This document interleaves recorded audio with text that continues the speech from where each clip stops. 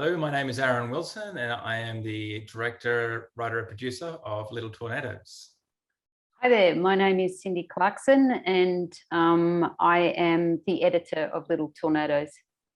The inspiration for Little Tornadoes came about because I was keen to explore the world that I grew up in, my hometown on the Murray River, and the mix of different cultures and people that naturally exist in that world. I grew up with lots of Italian, Sicilian language around me as a kid, and just the colors and the energy and life of the Italian communities in the town mixed with other people from different backgrounds. It was just quite an eclectic world. So I wanted to explore where that came from and I guess my childhood growing up around all of these people. So what inspired me to be involved in Aaron's film Little Tornadoes is Aaron himself. I'd worked with him before on a film that we collaborated on, Canopy, and I felt a certain connection to the story. I'm not a country person as such, but I have spent some of my childhood in the country, so I could see the impact the film would have, and I wanted to be a part of it because it wasn't just an ordinary story. There was a visual poetry to the intention of the film. So that was what engaged me, other than the fact that it'd be hanging out with Aaron and drinking coffee and chatting in the process. Yeah, look, meeting with audiences and hearing from them is one of my most exciting parts of filmmaking. It's to see how your view of the world or a situation relates or connects with other people. Because this is a very personal story for me about who we are as Australians. It speaks to, I guess, our history, but also where we're moving to in the future. I'm really keen to hear from people and hear what their experiences are. The film is deliberately created in a very intimate way that invites the viewer to bring their own expectations to the character and the situation. So it allows for very different opinions as to what's actually happening and the motivations of the character. We've got our lead character who says very little, and that's symbolic of the men that I grew up around that didn't articulate themselves the way we might do in modern day Australia. And then we had Sylvia Coloca's character, Maria, who arrives into this world, and she's quite the opposite. She's very passionate, and she's very poetic in the way she speaks, but she's also able to look at this land through a new lens. And it's the juxtaposition of these two viewpoints of people that are going through traumas, who are trying to find their place in the world, but in very different ways. And that a combination of the narration and the imagery of seeing Leo on screen is a wonderful juxtaposition that was really exciting for me to explore in the film. What I'd love the audience to come away with is an experience. So this is what I love about cinema. It's not only a shared experience when you're in the same place with someone, which obviously at the moment we're not necessarily having, but it's also a connection within the individual who's watched the film or experiencing the film is probably the best way of putting it. It will actually trigger memory. It will trigger an emotional state, so that my hope with an audience is that, you know, simply doing the dishes or taking the kids, a child's hand as they go into the playground actually resonates with them, and they have a moment of the film come back to them and they feel it again. So I want the audience to experience the joy as well as the melancholy and the longing that's in that film. I'm hoping that the audience will come away with kind of like, oh, wow, that's kind of like what my experience was as a kid, or yeah, my father was a little bit like that, or oh, I remember my uncle used to do this thing. The few key things, there's two things for me. It's being able to maintain your vision throughout the entirety of the project.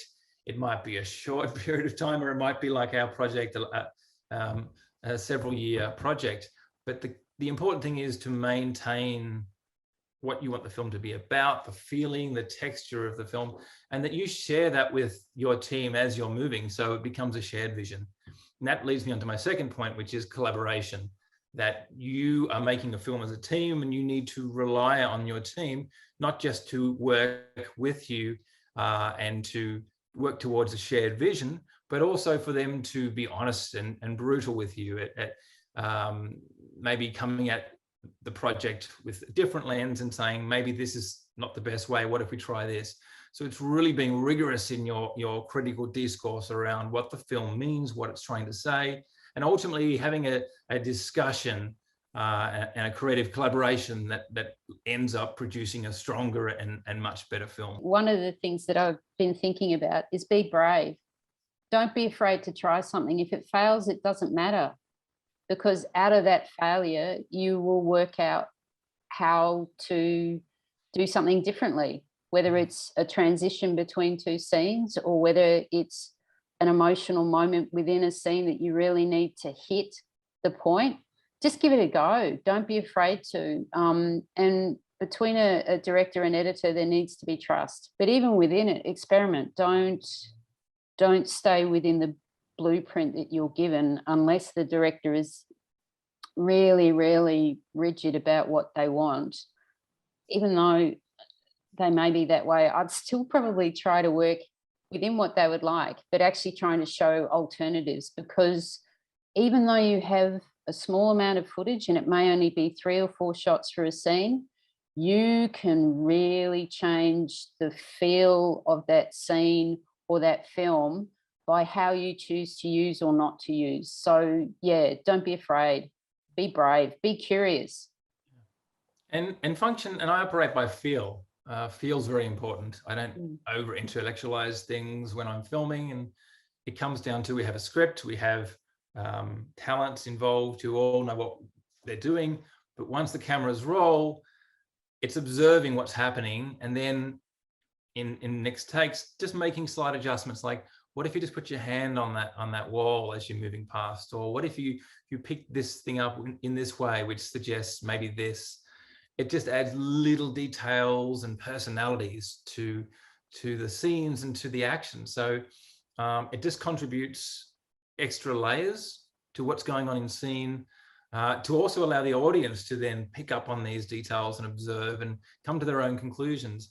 But it also, in doing this, allows you, your actors and your professional crew, to really work together at spotting these details, and then be on the lookout for these details as you progress, knowing that those are things that I'm going to be looking for as a director. So they're tuning into, okay, what if I try this? So it becomes collaborative in terms of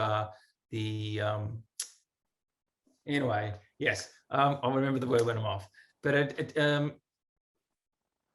by exploring those details and scenes and embellishing, I guess, all the little character movements and textures, you bring quite a unique experience to all the characters, and all the cast were exceptional at working together and just focusing on those small details that speak to their character, but also the world around them and how they interact with that world. And that for me was so important, wanting to bring this world as a character into the story and really have it be a presence that shapes and affects the characters that move within it.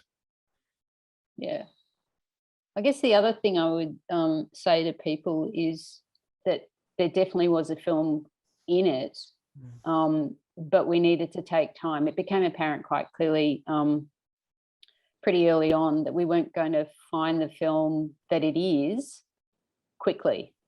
So we never let go of that potential. We definitely manipulated it and moved it around and shunted it one way and another, and sometimes without great care, and other times with so much gentleness and fineness, it was light and fluffy. But yeah, always see potential in what you've got, because you can really make an amazing film out of something that what appears to you initially is not a lot. And that's not the way we felt about Little Tornadoes, but sometimes you feel that way when you get into the edit suite and the rushes you've got. We'll do something again, but very different. It was a unique experience because it took so long, and it was great to collaborate, especially with Cindy, because this was her and I, week after week, month after month, circling back to really interrogate the film. But it's certainly unique. We don't want to be doing that process again. It's about, for the next film, changing the way we do things and growing and learning from that experience. But I think the time we put into the film, crafting it and sculpting it, it really shows that we've worked from a small budget. Yes, we couldn't have a lot of money, but we really tried to put every dollar on screen and to show a sense of scale and grandeur with the world, using sound, a clever effect to bring in the world outside on screen. Well, I think we've done that and more, and that's thanks to everybody's contribution, but obviously you helming it as well. It's a team effort. You're too modest.